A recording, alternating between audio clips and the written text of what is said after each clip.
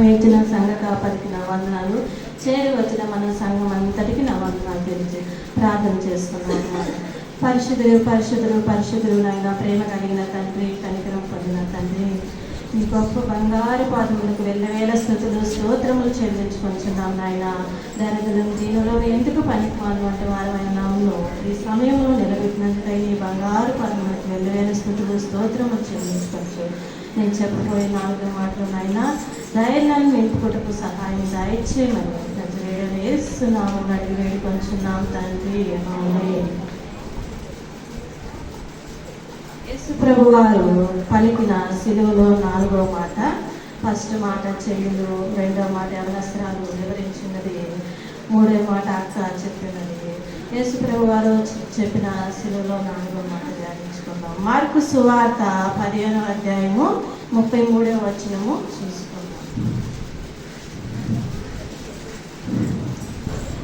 అప్పుడు మధ్యాహ్నము మొదలుకొని 3 గంటల వరకు దేశమంతటా చీకటి కమ్మెను. అప్పుడు మధ్యాహ్నం మొదలుకొని దేశమంతటా 3 గంటలప్పుడు చీకటి కమ్మెను. మత్తయి సువార్త 27వ వచనము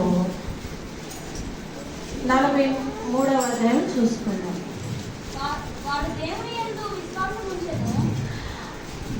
మత్తయి సువార్త 27:45 అధ్యాయం.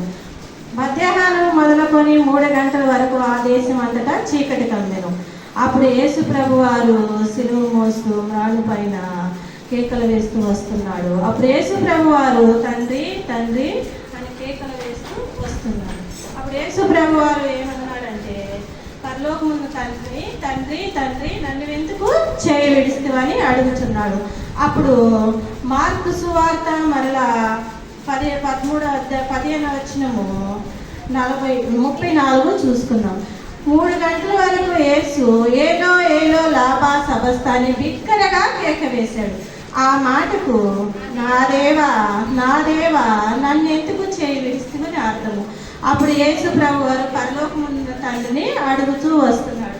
తండ్రి, మనిషి కుమారుడుగా నేను పుట్టాను, కానీ ఈ లోకంలో ఏ పాపము చేయలేదు నాయన, నన్ను ఎందుకు చేయి విడిసితివి అని దేవుణ్ణి అడుగుతూ వస్తున్నప్పుడు అప్పుడు పరలోకమున్న తండ్రి మౌనముగానే చూస్తున్నాడు. అప్పుడు యేసు ప్రభు వారు దేవా దేవా నన్ను ఎందుకు చేయి విడిస్తావా అని మొరపెడుతూ ఉన్నాడు, ప్రార్థిస్తున్నాడు. మనమైతే ఒక శ్రమ కలిగితే ఇదిగో నాకు ఈ శ్రమ కలిగిందమ్మని పక్క వారికి చెబుతాము, కానీ ప్రార్థన అయితే ఖచ్చితంగా కబక్కన చేయలేదు, తర్వాత అయినా నువ్వు ఆలోచిస్తూ చేస్తాం. కానీ యేసు ప్రభు వారు పరలోకమున్న తండ్రిని అడుగుతూ వస్తున్నాడు.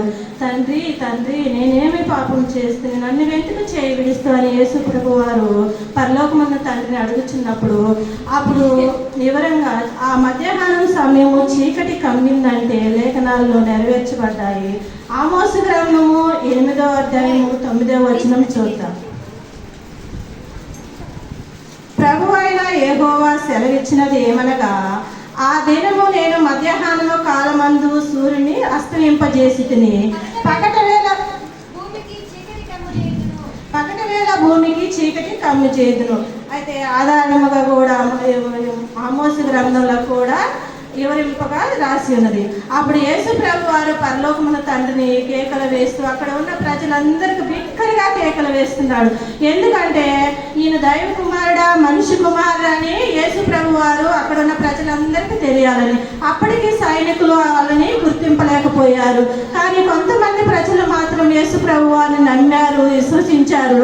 అక్కడ ఉన్న సైనికులు మాత్రం గుర్తించలేకపోయారు. అప్పుడు కూడా యేసు ప్రభు వారు తండ్రి తండ్రి అని కేకలు వేస్తూ ఉన్నాడు. మత్తయి సువార్త 27:43వ వచనంలో దేవుడు తెలియజేసిన లేఖనాల్లో ఇంచుమించు 3 గంటలప్పుడు యేసు ఏలి ఏలి లాభా సమస్తని కేక వేస్తూ ఆ మాటకు నా దేవా నన్నెందుకు చేయి విడిస్తావా అని అర్థము. అప్పుడు యేసు ప్రభు వారు పరలోకమున్న తండ్రిని అడుగుచున్నాడు, నా దేవా నన్నెందుకు చేయి విడిస్తావా అని అడుగుచున్నప్పుడు అప్పుడు అబ్రహాము కూడా అక్కడ ఉన్నాడు. మోయే పర్వతం మీదకి అబ్రహాము కుమారుని తీసుకొని వెళుతూ ఉన్నాడు. అప్పుడు అబ్రహాము మోయే పర్వతం మీదకి కుమారుని తీసుకెళ్తూ కుమారుని బలి పోతాడు. ఆ కుమారుని బలియటానికి మోయే పర్వతం మీదకి ఆ కలువరి సిలువ మీదనే యేసు ప్రభువారిని సిలువేయబడ్డారు. అప్పుడు అబ్రహాము కుమారుడైన బిడ్డ అబ్రహాముని అడుగుతున్నారు, తండ్రి తండ్రి ఇక్కడ పొట్టేలైనను మేకైనను లేదు కాదు, ఎవరిని బలిపోతా ఉన్నావు అని అప్పుడు అడిగినప్పుడు అబ్రహాం కుమారుడు యెహోవా ఈరే యెహోవా ఈరే యెహోవాయే చూసుకుందని కుమారుని తీసుకెళ్తూ ఉంటాడు. అప్పుడు అబ్రహాము ఎంత వేదన పడ్డాడు. పరలోకమున్న తండ్రి కూడా యేసు ప్రభు వారు తండ్రి తండ్రి నన్ను ఎందుకు విడిస్తామని అడిగినప్పుడు కూడా పరలోకమున్న తండ్రి వేదన పడుచు ఉన్నాడు. అప్పుడు అబ్రహాము కుమారుని తీసుకెళ్తూ కట్టెలు తీసుకెళ్ళచ్చు. అప్పుడు మరలా నానా నాన్న ఇక్కడ పొట్టేలైనను మేకైనను లేదు కాదని అన్నప్పుడు అబ్రహాం మౌనముగానే యెహోవా ఈరే యెహోవా ఈరే యెహోవా చూసుకున్నని బలియాగమునికి వెళుతూ ఉన్నాడు. అప్పుడు అబ్రహాము మోరే పర్వతం మీదకి కుమారుని ఇస్సాకు తీసుకెళ్ళినప్పుడు అప్పుడు అబ్రహాము కుమారుని కాలు చేతులు కట్టేశాడు. అబ్రహాము తీసుకెళ్ళిన కట్టెలు పేర్చాడు. కుమారుని చక్కగా అబ్రహాము ఆ పర్వతం మీద మోరే పర్వతం మీద కట్టెల మీద పేర్చినప్పుడు అప్పుడు అబ్రహాము కత్తి తీసుకొని ఆ ఇస్సాకుని నరికిపోయినప్పుడు అప్పుడు యేసు ప్రభు వారు అబ్రహామా అబ్రహామా నీ కుమారుని నువ్వు తీసుకెళ్ళమన్నాడు. కానీ యేసు ప్రభు వారు అడిగితే మాత్రం మౌనముగానే ఉన్నాడు. ఈ లోకంలో యేసు ప్రభు వారు మరణిస్తేనే కానీ మనకి పాప దోషాలు పోవు. మనం నశించిపోతున్న జీవితాలు వెతికి రక్షించాలంటే దేవుడు కుమారుడు మనకి బలియాగం అవ్వాలి. మనుషుల వలన నా తండ్రి మనుషుని రక్తం వలన మన పాప దోషాలు పోవాలని అప్పటికి ఇశ్రాయేలు దేశంలో కోళ్ళ రక్తమును ఎడ్ల రక్తము మేకల రక్తములతో బలిచ్చేవాళ్ళు. అన్ని దేశంలో జరుగుతూ వచ్చేది. కానీ ఇప్పటికీ మన కొరకు మన క్రైస్తవుల కొరకు యేసు ప్రభు వారిని పరలోకమున తండ్రి దైవ కుమారుడుగా ఇక్కడ పంపినాడు. నా బిడ్డ ఎప్పుడు కూడా పాపం చేసిన వాడు కాదు కదా అని యేసు ప్రభు వారికి ఏకవేసి అడిగినా కూడా తండ్రి మౌనముగానే ఉన్నాడు. నా బిడ్డ పరలోక రాజ్యానికి వారసుడే కదా, నా బిడ్డ బలియాగం చేస్తేనే నా ప్రజలు రక్షింపబడతారు, నా ప్రజలు నా చెంతకు రాగలరు. పరలోక రాజ్యం వెలుటే యేసు ప్రభు వారికి మనం ఇష్టమని యేసు ప్రభు వారిని తండ్రి ఈ లోకానికి పంపి రక్తాన్ని కార్చాడు. తండ్రి ఎంత వేదన అంటే మనం మాటలతో వివరించలేము. కానీ ఆ వేదన ఆ శోధన మనమైతే పడలేము. మన బిడ్డలైతే పడినా కూడా మనం ఆ వేదన చూడలేము. కానీ మనం ఆ వేదన వివరించలేము. ఇంత రక్తాన్ని కార్చాడు. తండ్రి తండ్రి అని కేకలు వేస్తూ అరుస్తూ ఈ లోకంలో నాయన్ని అవమానపరిచారు, ఉమ్ము వేశారు. కానీ యేసు ప్రభు వారు మాత్రం అరుస్తూ ఉన్నా కూడా పరలోకమున్న తండ్రి మౌనంగానే ఉన్నాడు. కీర్తనల గ్రంథం 22వ వచనము చూసుకున్నట్లయితే నా దేవా నన్నెందుకు విడిస్తావని యేసు ప్రభు వారు మరలా అడుగుతున్నాడు. అప్పటికి కూడా పరలోకమున్న తండ్రి మౌనంగానే ఉన్నాడు. నా దేవా నన్నెందుకు చేయిస్తావయ్యా, నన్ను రక్షింపగా నా ఆదరణతోనే వినక నీవేనా దూరముగా ఉన్నావని మరలా యేసు ప్రభు వారు తండ్రిని అడుగుతున్నప్పుడు అప్పుడు కూడా మౌనముగానే ఉన్నాడు. తండ్రి తన చిత్తాన్ని నెరవేర్చాలని ఈ లోకానికి యేసు ప్రభు వారిని పంపారు. యేసు ప్రభు వారు మన కొరకు ఎంతగానో శ్రమ అనుభవించాడు. యేసు ప్రభు వారు లేకపోతే మన జీవితాలకు అర్థం అనేదే లేదు. నా జీవితం మన జీవితాల కొరకు మన పాప దోషాలు మన వ్యసనములు నశించిపోకుండా ఊపిలో గుంటలోని నరకంలో మనం పడిపోకుండా పరలోక రాజ్యానికి వెళ్ళాలనేదే పరలోకమున్న తండ్రి చిత్తము. ఎంత ప్రేమించాడు మనల్ని అంటే యేసు ప్రభు వారు తన సొంత కుమారుడైన యేసు ప్రభు వారినైనా చేయి విడిచాడు. కానీ మనల్ని మాత్రం ఎక్కడ చేయి విడవలేదు, విడవడు. యేసు ప్రభు ఎంత గొప్ప దేవుడు అంటే మనము చెప్పలేము. యోహాను గ్రంథము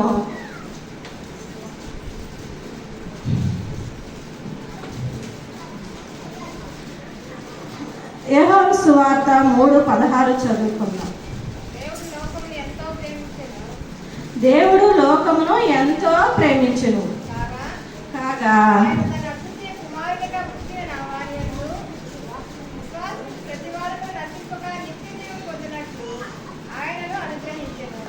దేవుడు ఎంతో లోకాన్ని ప్రేమించెను, ఆయన తన అద్వితీయ కుమారునిగా పుట్టిన వానందు విశ్వాసం ఉంచి ప్రతివాడును నశింపక నిత్య జీవం పొందుతే ఆయన అనుగ్రహించాడని మనకి లేఖనాలు తెలియజేశాడు. ఆనాడు లేఖనాల్లో తెలియజేసినట్టుగానే యేసు ప్రభు వారు లోకానికి వచ్చాడు. శిలువ మరణం నొందాడు, మనకి ముక్తినిచ్చి మనం పరలోక రాజ్యానికి వారసత్తులుగా మమ్మల్ని చేసి ఉన్నాడు. మనల్ని ఎంతగా ప్రేమించాడంటే తన సొంత కుమారుడైన యేసు ప్రభు వారిని ప్రేమించలేదు కానీ మనల్ని అంతగా ప్రేమించాడు. ఎన్ని శ్రమలు వచ్చినా ఎన్ని బాధలు వచ్చినా మనల్ని మాత్రం చేయలేదు, ఎడబాడలేదు దేవుడు. రోమాపత్రిక 8:31 చూసుకున్నాం. ఇట్లుండగా ఏమందుము దేవుడు మన పక్షమున ఉండగా మనకు విరోధి ఎవడు? మన సొంత కుమారుని అనుగ్రహించుటకు వెనుతీయక మనందరి కొరకు ఆయనను అప్పగించిన వాడు ఆయనతో పాటు సమస్తమును మనకెందుకు గ్రహించడు? అప్పుడు యేసు ప్రభు వారు ఈ లోకాన్ని పంపినట్లు పరలోకమున్న తండ్రిని దేవా దేవా నన్నెందుకు చేయి విడుస్తున్న అర్థం ఏంటంటే దేవుడు యేసు ప్రభు వారిని ప్రేమించాడా, మనల్ని ప్రేమించాడంటే మనల్ని పరలోకమున్న తండ్రి ఎక్కువగా ప్రేమించాడు. ఇట్లుండగా ఏమందుము దేవుడు మన పక్షమునుండగా మనకి విరోధి ఎవరు? తన సొంత కుమారుని అనుగ్రహించుటకు ఎనుతీయక మనందరి కొరకు ఆయనను అప్పగించెను, ఆయనతో పాటు సమస్తమును మనకే అనుగ్రహించను. అంటే మనకు సమస్తమును ఇచ్చిన్నాడు. యేసు ప్రభు వారైనను శిలువ మరణానికి అప్పగించాడు కానీ మనల్ని మాత్రం ఎక్కడ కూడా ప్రభువు శిక్షకు పాత్రుడుగా విధించలేడు. మనల్ని ఎంతగానో ప్రేమిస్తున్నాడు, ప్రేమిస్తూ వస్తున్నా అన్నాడు. పరలోకన తండ్రికి మనం అంటే అంత ఇష్టము. మనము మన ప్రజలు అంటే నువ్వు పరలోక రాజ్యంలో చేరాలన్నదే ఆయన ఆశ. ఒక తల్లిదండ్రులకి 2 కుమారులు ఉన్నప్పుడు కూడా బలవంతుడైన అన్న బలహీనుడైన తమ్ముడు ఉంటాడు. బలవంతుడైన అన్నకు తల్లిదండ్రులు ఏమి చెప్తారంటే తమ్ముడు బలహీనుడయ్యా ఈ లోకంలో పడిపోయినాడు, నువ్వు కాస్త కానీ ఈ శ్రమ అంతా కానీ అనుభవిస్తే నీ తమ్ముడు రక్షింపబడతాడని తల్లిదండ్రులు చెప్తాడు. ఆ రీతిగానే తండ్రి యేసు ప్రభు వారిని శిలువకు అప్పగించాడు కానీ యేసు ప్రభు వారికి ముందే తెలుసు నేను శిలువ మరణమును నొందుతానని. కానీ ఆ చర్మం అంతా కూడా రక్తమయమైపోయింది. శిలువ మ్రానిపోయి వేలాడుచు తండ్రి తండ్రి నన్నెందుకు చేయగలిస్తేవయ్యా, నేను ఏ పాపము మనిషి కుమారుడుగా పుట్టాను కానీ ఈ లోకంలో ఏ పాపము నేను చెయ్యలేదని దేవుని పరలోకమున్న తండ్రి యేసు ప్రభు వారు అడిగినప్పుడు యేసు ప్రభు వారిని ఆయనలో మౌనముగానే ఉన్నాడు. నా కుమారుడట పరలోక రాజ్యానికి వారసుడే కదా, ఏ పాపదోషము లేని బిడ్డ నా కుమారుడైతే నాయన ఈ శ్రమని అనుభవించగలడు. మనుషుల ద్వారా పుట్టాడు కానీ ఏ పాపము ఇతనిలో లేదు. కానీ పరిశుద్ధుడు అతి పరిశుద్ధుడు ఈ లోకానికి వచ్చాడు. మన పాపములు మన వ్యసనములను తీసివేయటకు మనం నశించుకోకుండా నాయన ప్రేమ కలిగి ఒకరిని ఆయన ప్రేమించుకునే మనసు మనకు ఇచ్చి ఈ లోకంలో జీవించుటకు మనం ఈ క్షణంలో బ్రతికి ఉన్నామంటే ఆయన ప్రేమ, ఆయన కృపే. ఆయన సొంత కుమారునైనను శిలువ మరణానికి అప్పగించాడు కదా, మనల్ని ఏ శిక్షను అపవాదికి కూడా అప్పగించుడు. యేసు ప్రభు ఉన్నాడు అంటే శిలోమానుపై వేలాడుతున్నాడు, వీధులు కొట్టబడ్డాడు, సైనికులు కొట్టబడి దేవా దేవా అని అరుస్తున్నాడే. ఏలియా వచ్చి ఏమన్నా దింపుతాడేమో సిలువ పైన. అప్పటికి కూడా ప్రజలు ఎవరూ నమ్మలేదు. అక్కడ ఉన్న సైనికులు అసలు నమ్మలేదు, ప్రజలు మాత్రం నమ్మారు. కొందరు విశ్వసించారు.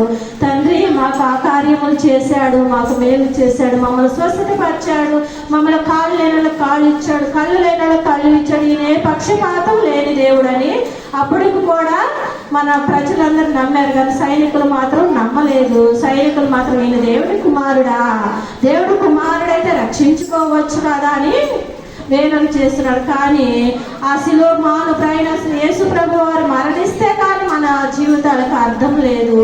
మన జీవితాలు మారాలి, మన కొరకు మన పాప దోషాలను కడిగివేయటకు ఆ తండ్రి మనం ఎంతగానో ప్రేమించాడు. ఎంత ప్రేమించాడంటే యేసు ప్రభు వారినైనా చేయి విడిచాడు కానీ ఆ క్షణంలో మనల్ని అయితే ఎప్పటికీ చేయి ఇడువడు ఎడబాయడు. మనల్ని ఎంతగానో ప్రేమిస్తూ వస్తున్నాడు.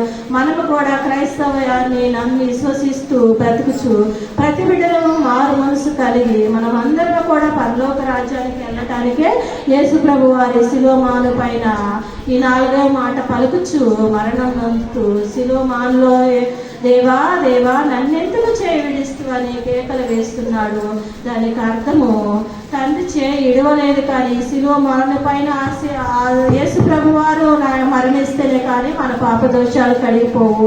ఎడ్ల ఎందును, మేకల ఎందును, గొర్రెల ఎందును మన పాపాలు పోవు.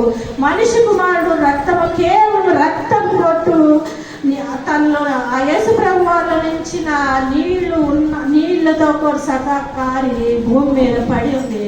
మన పాపాలు తొలగిపోయినాయి. మనము పరలోక రాజ్యాలకు వారసత్తులుగా దేవుడు చేసుకొని ఉన్నాడు.